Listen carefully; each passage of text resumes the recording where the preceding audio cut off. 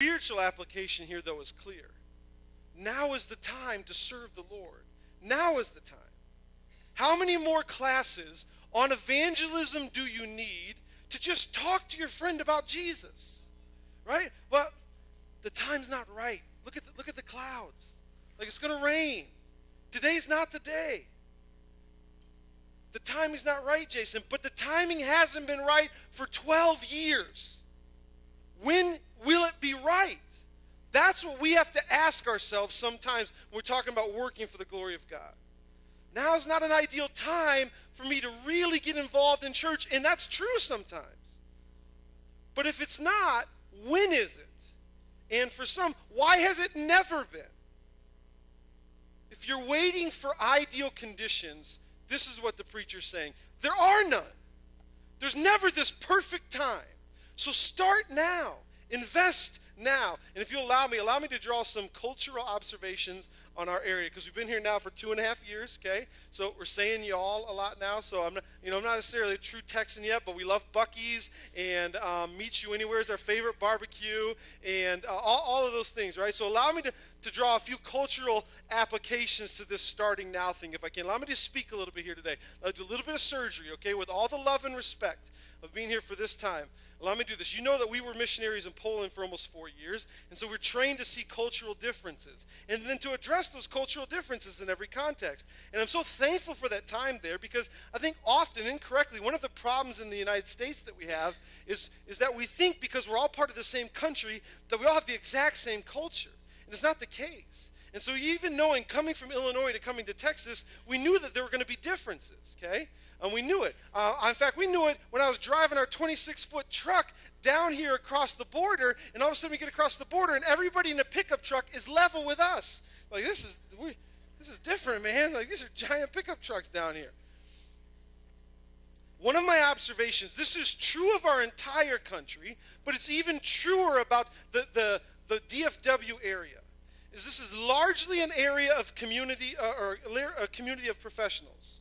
And so because time is precious to us as a community of professionals, we pay other folks to do many things that other people in other parts of the country or other parts of the world do themselves. It's what we do here, okay? So from our yard work to our taxes, to our eyebrows, I'm about to get mine threaded later, to our Christmas lights. Man, it was cracking me up this year at Christmas time. Driving through Trophy Club to the boys' school, there was 6 houses on the same road with the exact same Christmas lights. Now, how did that happen?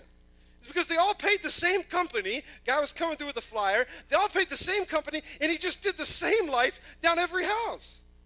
And it's so funny how that works. I love your Christmas lights. Yeah, thanks. It was work, but I was able to, pick up the phone and call somebody to come out and do it. Oh, that's really, really cool.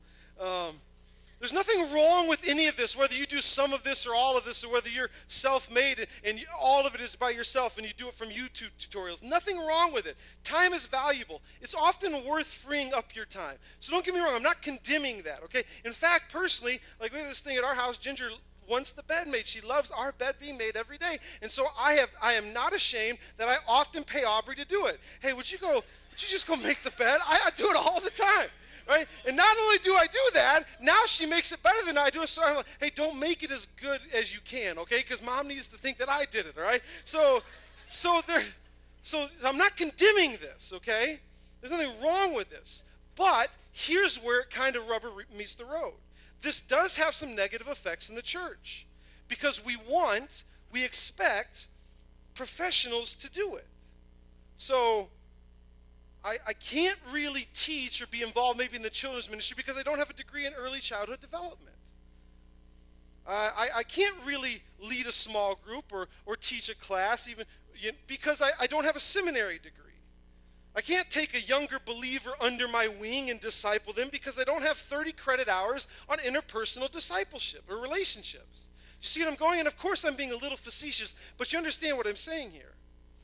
And so it's like the timing isn't right, and I'm not qualified enough, and it looks like it's going to rain, and maybe we'll start tomorrow.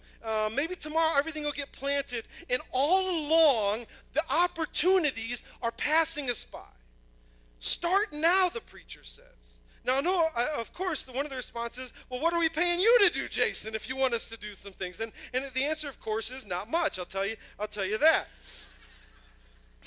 But our role as pastors, our role as elders, is to make disciples. Matthew 28, Jesus lays it out clearly. Make disciples, but what does he continue on? Make disciples who make other disciples.